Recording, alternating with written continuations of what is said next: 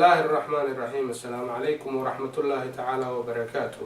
دعوة يا رحت كسر دواتان برنامج كينا مرتدى كلسن وضعلا وكدا وتان تيفي كلسن وعاون يدين كيما يا حارون كلسن تيفي وكل يبرق سعودي عربية برنامج كعاو أيان وكجاهد لدونا هدي برالك النقطة وده هذا الله ده حي قبل الله وقوي الله يغان سومالي لان هي دولة فدرالك الصومالية وما تنوقفر ماي ودن كتركيا مقالة اسطنبول barnaamijka ayaa caawa xamartay noogu ah afhayeenka jaaliyadda maamul goboleedka Puntland ee Saudi Arabia Cabdullaahi Maxamuud Cabdulle oo loo yaqaan Cubulli barnaamijka waxaanu ku eegi doonaa insha Allah wada hadaladii hore ee soo dhexmaray gobolada waqooyi ee loo yaqaan Somaliland iyo dawladda federaalka ah iyo waxyaabihii ka qabsoomay iyo ilaa iminka wada hadalada hadda ka socda magaalada Istanbul iyo waxyaabaha laga rajaynayo iyo qaabka ay u socdaan iyo hanaankooduba sida uu yahay waxaan nacaaw barnaamijkan ku jeexjeexi doonaa arrimahaas oo dhan isagoo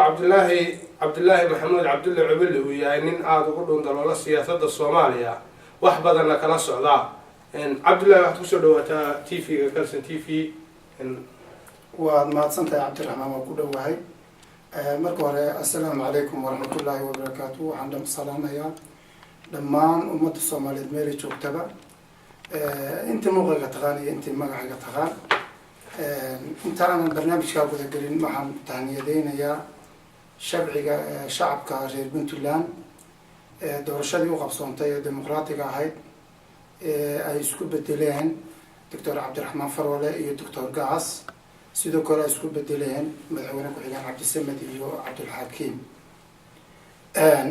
inta marka aan ka gudbo waan u soo noqonay barnaamijkan caawa wax badan ayaynu waxaanu bariyahanba maqlaynay shirar baa ka socda Istanbul u dhaxeeya dawladda Soomaaliya iyo Somaliland marka isweydiintu waxa weeye aan dhamaan la isweydiinaya ya Somaliland Cabdullaahi adiga aan intayna u gudbin ya Somaliland su'aasha ugu horeysa ku weydiinaya waxa weeye marka ugu horeysa sidee waad u aragtaa horta wada hadallada u socda dawladda federaalka iyo gobolada waqooyi ee loo yaqaan Somaliland waxaan u arkaa in Somaliland iyo Soomaaliya wada shirayn wax shiro u socdaan aan jirin laakiin beel kamida beelaha degaa wadankii loo oran jiray Somaliland iyo beel kamida beelihii deganaan jiray dhulkii loo oran jiray Soomaaliya Italian ay shirarkaas wada socdaan waayo haddii dawladda federaalka ay dhankeeda tahay dad mushakal oo isku jira oo dhamaan ka tirsan qabaa'ilka iyo maamul goboleedada ayaa ka qayb geli lahaa dhanka Somaliland haday tahay si saxana dhamaan wax ka qayb geli lahaa bulshada ku nool gobolada waqooyi reer Sool reer Sanaag iyo reer Awdal si toos ah ay mar walba uga maqan yihiin marka waxaad moodaa laba beelood wax dhexdooda ah oo ay maaragtay isku aragti ka qabaan in arinku yahay marka uma arko Somaliland iyo Soomaaliya wada hadlayaan maxaad adigu ku diidaysaa inay wada hadlaan madaxda Somaliland iyo dawladda federaalka madaxda ka socota maadaama ay waqooyi oo la yiraahdo Somaliland iyo dawladda federaalka loo wada hadlayo dadka wada hadal ka qayb galayaan ay yihiin dadka ka tirsan xukuumadda Somaliland iyo dawladda federaalka maxay tahay adigu waxaad ku sababeynayso inuusan ahayn wada hadal suurtagal ah ama uusan sax ahayn saddex shay baan ku sababeynayaa ugu horeeya waxa weeye anigu markayga hore Somaliland muctarif kuma yihiin oo qodobka koowaad waxaan muctarif ku ahay Jamhuuriyadda Dimuqraadiga Soomaaliya number 2 haddii ba la yiraahdo Somaliland qodobka labaad waxa weeye inay u dhameeyeen yihiin beelaha dhulkii degi jiray loo jiray Somaliland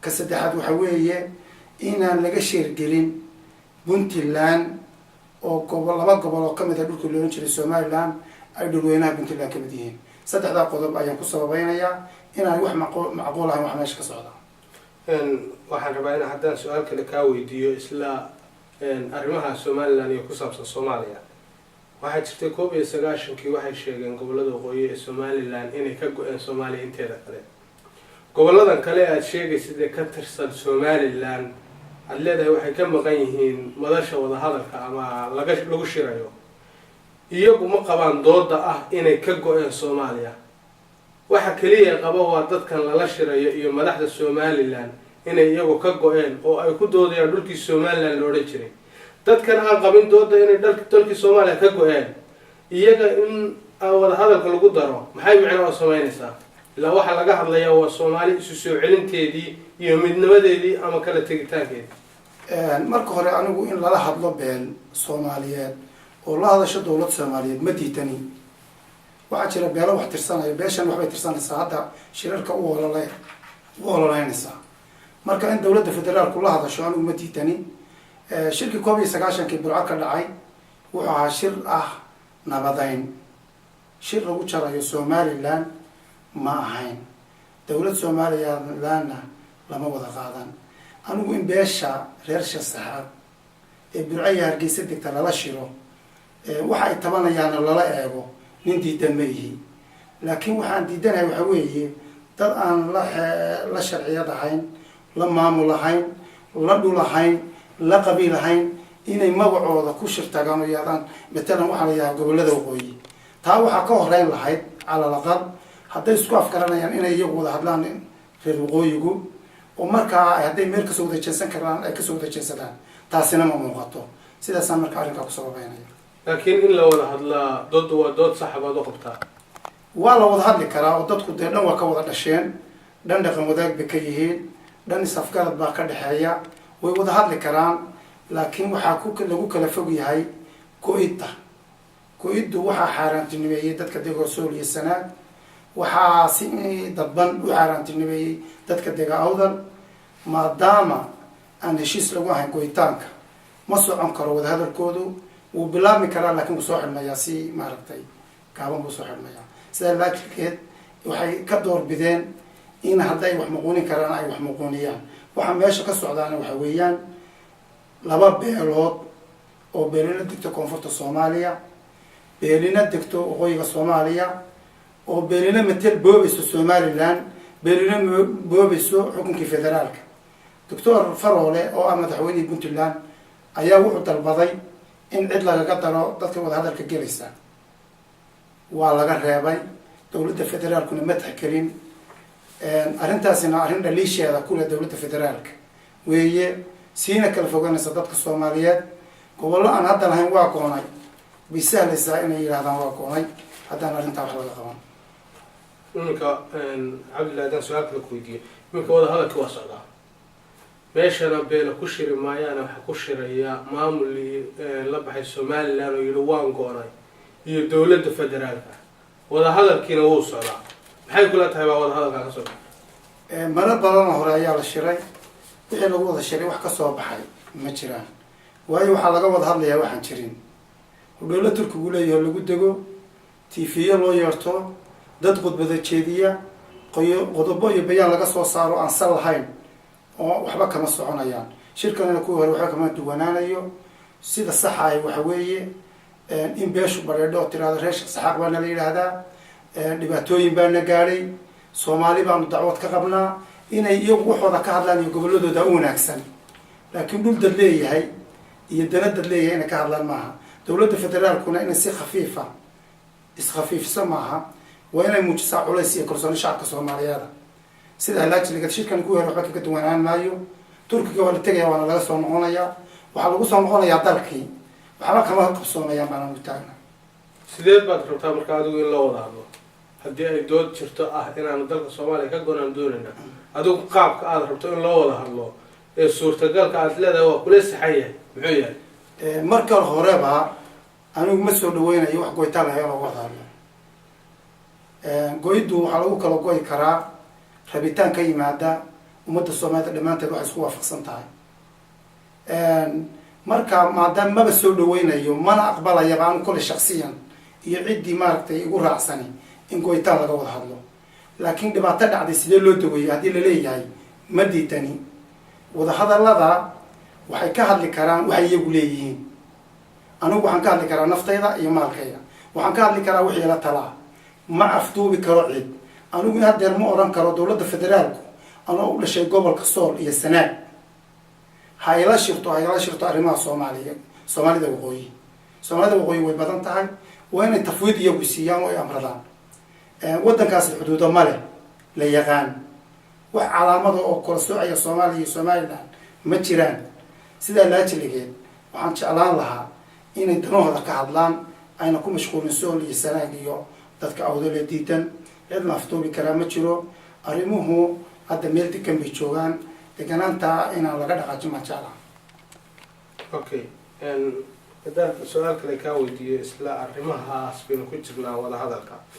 maanta shir baa furmay, shirka waxaa la sheegayaa inay ka qayb galeen golo ka socda dowladda federaalka oo baarlamaan iyo wasiirraba isugu jira oo xukuumaddii tagtay ah.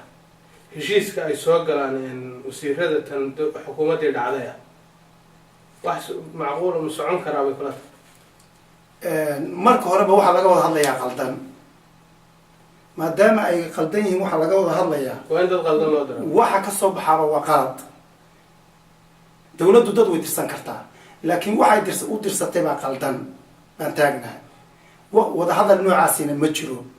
soomaaliyana qalad bay ku tahay dad mas-uuliyiin ah oo dowladda federaalka kormoodii inay indhaha iska tuurin oo waa inay gartaan cidda ay la hadlayaan cidda ay tahay.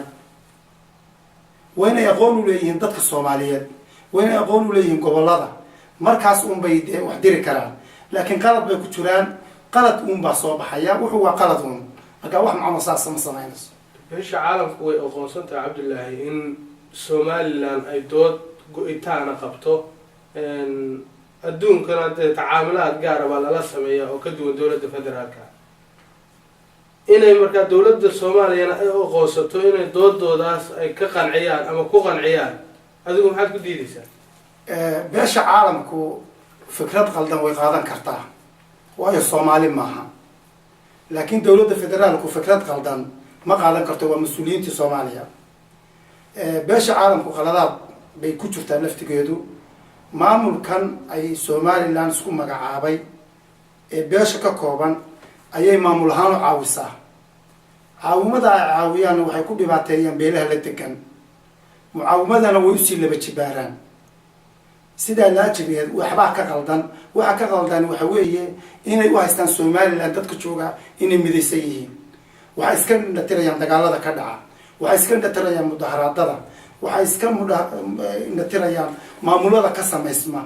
maamulada ka samaysma gobollada ee aan ahayn maamulka way curyaamiyaan. marka waxaad moodaa in ay maamulkan u hayo beesha caalamka laftigooda shaqo aynaan ogeyn, soomaalidana ogeyn. laakiin way soo bixi doontaa maamulkan beesha caalamka waxa uu hayo, ama wax soo bixi doona oo waqti dhow la ogaan doono. ama dawlado gaar ay u shaqaynayaan, ama beesha caalamka wadamo kamid on bay u shaqaynayaan. shaqay hayaan soomaalida ka dhana, sidaa laajigeed bay ku helayaan de kulli bunin.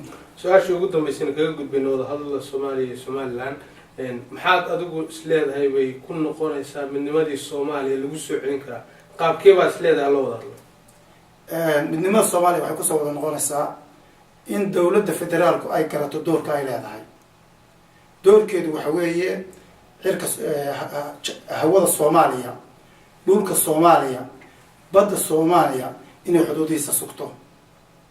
wax maamul goboleed ah inay ka mamnuucdo inay heshiisya galaan, inaanay la macaamilin meel gaara.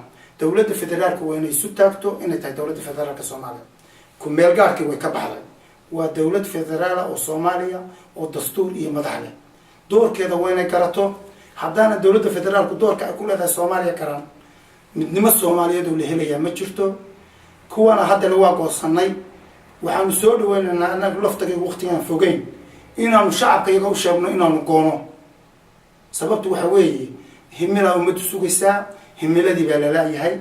waad ogtihiin hadda 40 maalmood oo dhow dowladda soomaaliya waa bilaa wasiiro.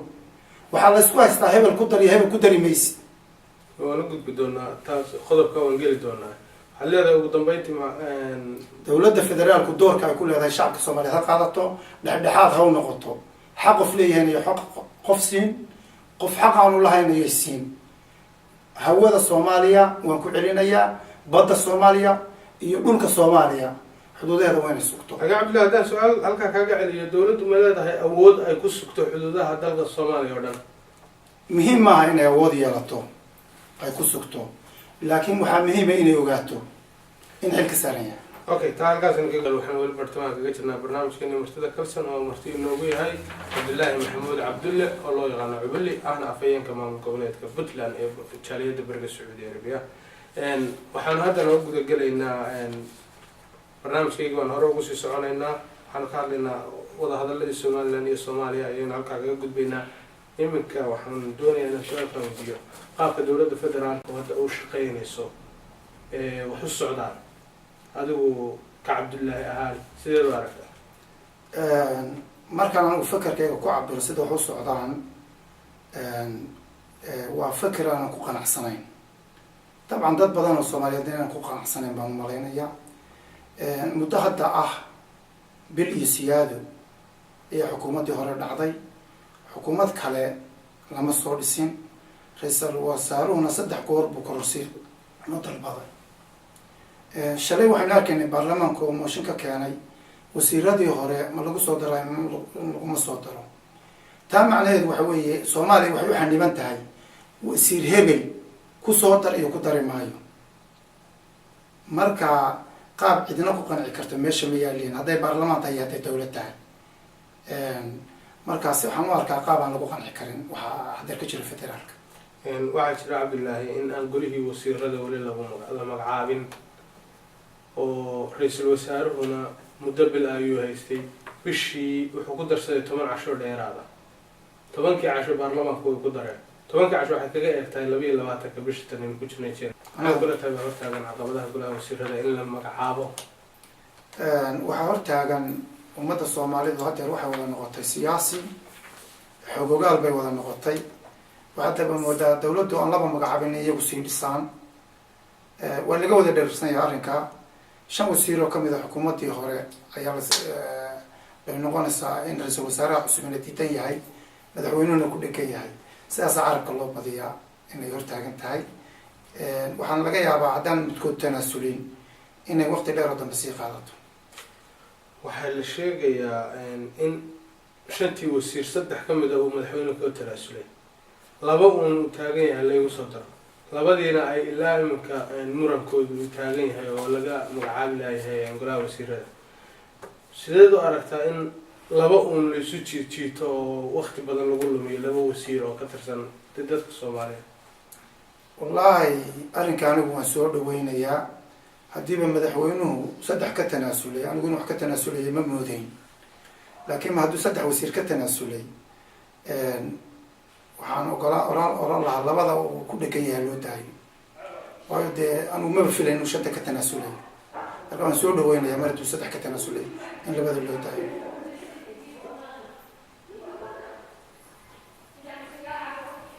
Korea hadlaya Korea la Soomaaliya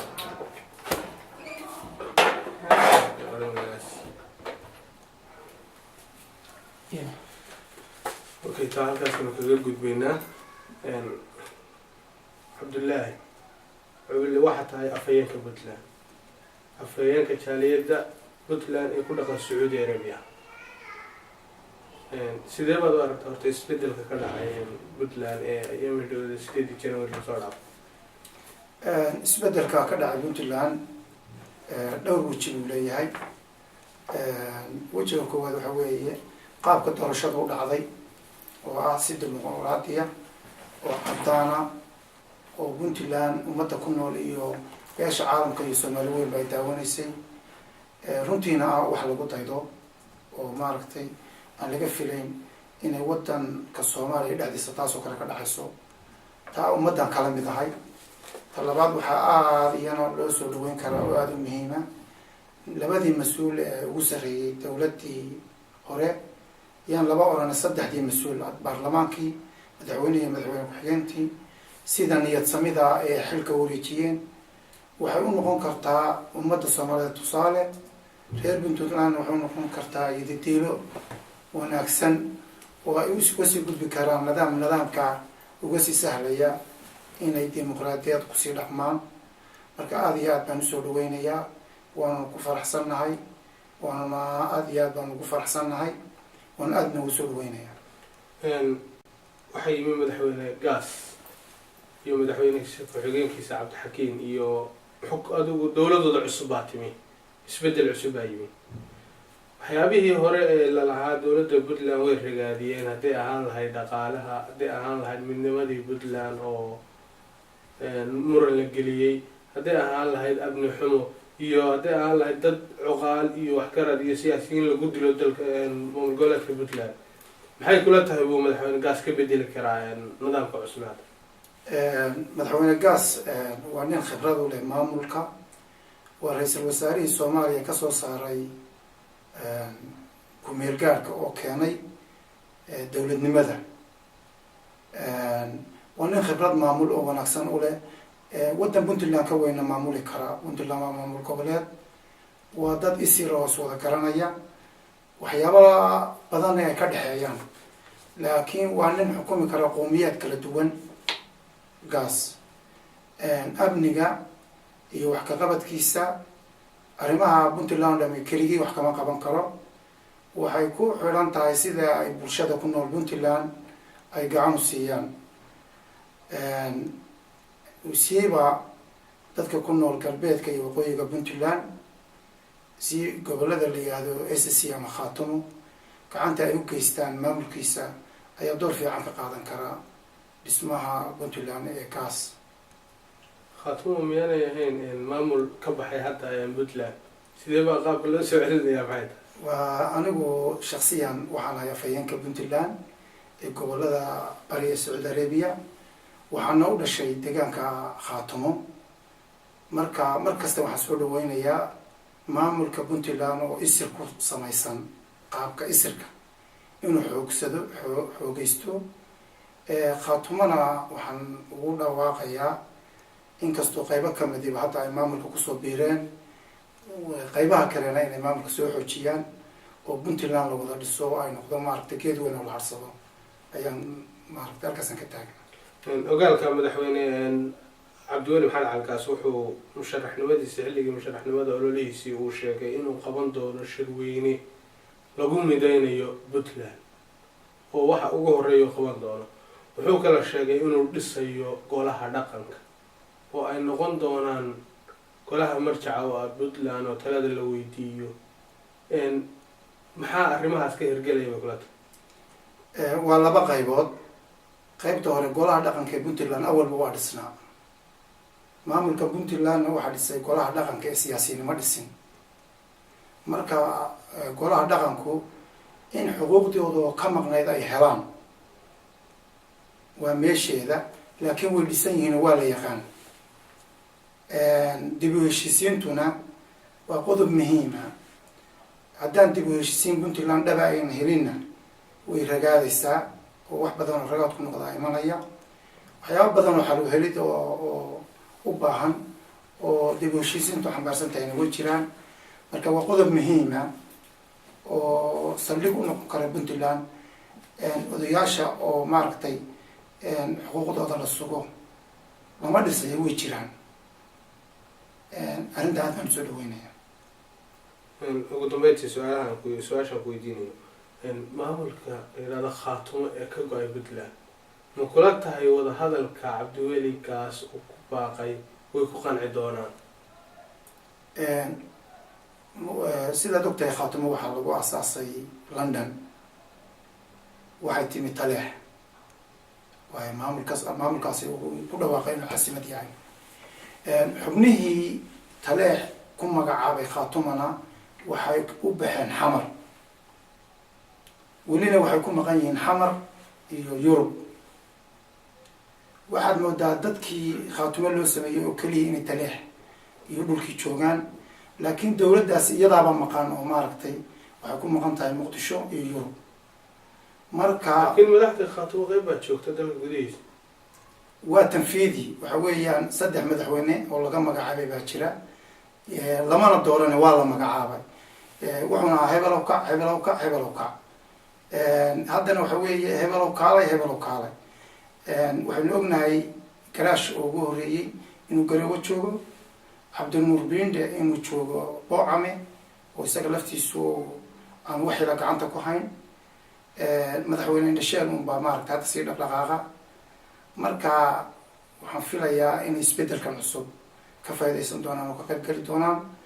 puntlandna way soo dhaweyneysaa iyo madaxdooduba waanuna insha allah ku taageeraynaa maamulka yagu inuu tixgelin siiyo qof kasta oo puntland wax tabanaya waxyaabaha ay tabanayaana dal xoreynta ugu horeyso khaatuma iskama samaysmin ama s c hadafkoodu wuxuu ahaa dal baa la haystaa oo layla oo la xoreynaya cabdiwelina khudbadiisa ayuu ku bayaangareeyey wax ka qabadka gobolka sool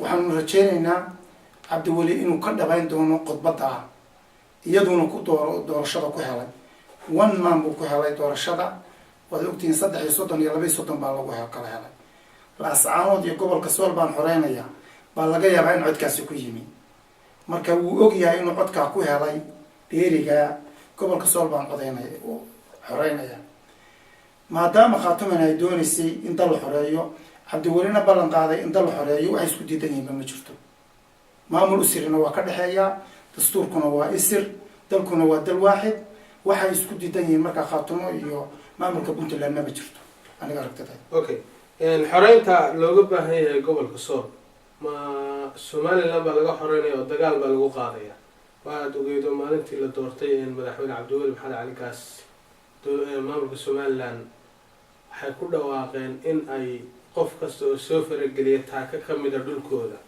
ay tallaabo sharciga ka qaadayaan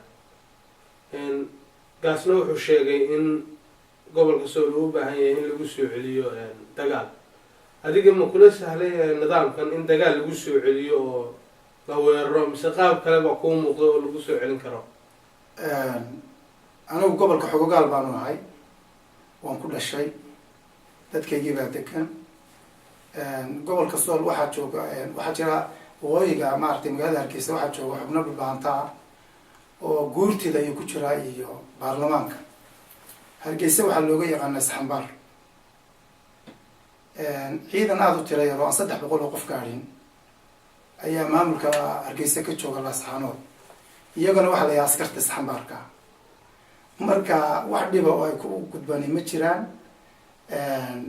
caqabad lagala kulmayaa ma jiraan dadweynaha puntland hadday israacaan askartan isxambaarka way tegayaan oo ma joogayaan iyagu baarlamaanka isxambaarka iyo guurtada isxambaarka hadday haysanayaan iyo hadday iska soo tirayaan iyagay u taallaa laakiin askarta 300 isxambaarka ahi waxay la tahay inaan sii joogi karin oo ay iska tegayaan haddii ay ku midoobaan beelaha puntland midnimada puntland ma sii joogi karaan iyadoo aan dagaal ka dhicin way baxayaan laakiin dee dhulka somaliland baa la yidhaahdaa ay ka tirsan tahay gobolka sool qaabka aad idinku ku dooneysaan haddaad tihiin puntland ma reer ahaan baad ku dooneysaan mise nidaamiyan iyo xuduud ahaan baad ku raadinaysaan annagu ma garanayno somaliland markii ingiriisku joogay waqooyiga soomaaliya dhulkaas soomaalida somaliland la ohan jiray annagu daraawiish baana la ohan jiray markay ahaayeen jabhaddii s m m na annaga kacaan baanu ahayn hadduu ay somaliland sheeganayaanna waxaan nahay puntland dad si dhinac degaanu nahay dalla isuguma kaya jiro laakiin dad ahaan baa waxaa naga dhexeeya cirqi dhaqan bulsho dhulkana waanu kala leenahay dhulka iyaga magaca lama yidhahda sheegaysid waxaa la yihahdaa puntland galbeedka iyo waqooyiga puntland baa la yidhahdaa waxba isuguma kaya jiraan laakiin dhaqan ba iskaga kaya jira iyay xumeyn dhaqanka iskaga kaya jira waanu ilaalinaynaa dhankaga iyaga qaybaha dhaqanka somaliland hadday iyagu yahayn puntland baanu nahay marka magaca lama qabno anagu marka in dagaal lagu soo celinayo aad aaminsan tahay oo aan ka fursanay ma dhacayo dagaal wada hadal ma imanayma ma dhacayo dagaal waxaan u dhacayn beelaha puntland baan kul markii hore aan ku yidhi hadday ku midoobaan maamulka isirka ee puntland ay ka wada run sheegaan dii shirka daba heshiin tahay uu qabsoomo wax dagaal oo ka dhacaya ma jira 300 oo qof oo isxambaara ka joogaan ku yidhi ciidan kama joogaan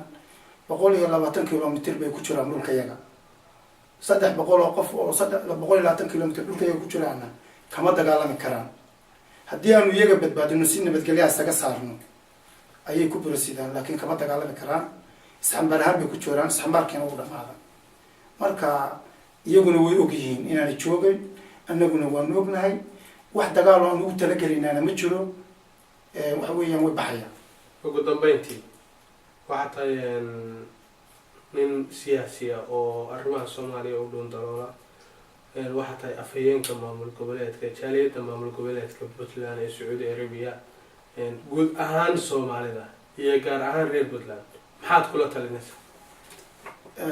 waxaan kula talinayaa 1984 baan waxaan dhageystay idaacadda b b c dee raggii ka shaqayn jirayna way joogaan. cabdiraxmaan herer iyo waan ka garanayaa, cabdirasaaq maxamed salaad iyo raggii ka shaqaynaya b b c da. wasiirka arrimaha dibadda Ethiopia ayaa shir jaraa'id qabtay. wuxuu ka hadlay Galdogob iyo Balambal. wuxuu yidhi Galdogob iyo Balambal dhul Soomaaliya ma ahay, waa Ethiopia. magaca iyo magacaas ay leeyihiin. nin la yidhaahdo maxamed cali yuusuf sii geystay ayaa 64 ciidan wataa saham u tegay. Soomaaliyana dhul ay leedahay ka dhigatay, laakiin ma waa dhul Ethiopia. laakiin anigu adduunyada waxaan u sheegayaa magaalo xeebeedka Sayla inay tahay dhul weynaha Ethiopia. sidaa la ajilgeed haddii aan unity nation beesha caalamku aanay noo soo celin gacan military waan wax kaga qabanaynaa. marka waxaan ummadda Soomaaliyeed xusuusinayaa 84 in wasiirka arrimaha dibadda Ethiopia uu shirka jaraa'id qabtay. marka ummadda Soomaaliyeed hawlo badan baa u yaala ha qabsadeen. waxaynu isku haysanaa reero. anigu hadda reer baan ka hadlayaa, kuwan Somaliland sheeganaya reer bay ka hadlayaan, kuwan dowladda federaalku reer bay u janjeeraan. waad ogtihiin intaynu reerahaan nahay wax badan oo ummadda Soomaaliyeed leedahay lumayee ha loo soo noqdo qarannimo Soomaaliyeed iyo badbaado qaran oo arrintaasaan idin xusuusinayaa. waana arshif bay leedahay, way duuban tahay, way soo saari karaan ragga ka shaqeeya b b c du 84 waan hubaa inuu sanadku yahay, laakiin bisha iyo maalinta ma garanayo. maxaad yani ula jeedaa hadalka aad hadda leedahay? waxaan uga jeedaa haddeer wax baynu isku haysanaa, laakiin waxay iman doontaa waqti ay iman doonto ayna waxba isku haysanino oo dalka lala wareego. adigu de way iska muuqataa, jawaabtu saasay udhacaysaa. haddeer innagaa wax isku haysanaa, laakiin waqti aan fogeyn waxay iman doontaa inayna innaga waxba isku haysan. aad iyo aad baad umahadsan tahay daawadayaal. waxaan intaa kusoo koobaynaa barnaamijkeenii martida kalsan oo marti inoogu ahaa maanta cabdilaahi maxamuud cabdulle oo loo yaqaano Cubili. Cubili aad iyo aad baad umahadsan tahay sida aad nooga hubshay bas. daawadayaal intaa waxaan kusoo koobaynaa barnaamijkeenii martida kalsan oo caawa marti inoogu ahaa cabdilaahi maxamuud cabdulle Cubili oo ah afhayeenka jaaliyadda maamul goboleedka puntland ee sacuudi arabiya. tan iyo intaan mar dambe ku kulmi doono barnaamijkan oo kale ah waxaan idinku dhaafaynaa. waxaan barnaamijka idiin soo jeedinaya anigoo cabdiraxmaan muuse iyo kamaradii walaalaha damaam. intaan dib ugu kulmi doono mar dambe waxaan idinku dhaafaynaa sidaa iyo nabadgelyo.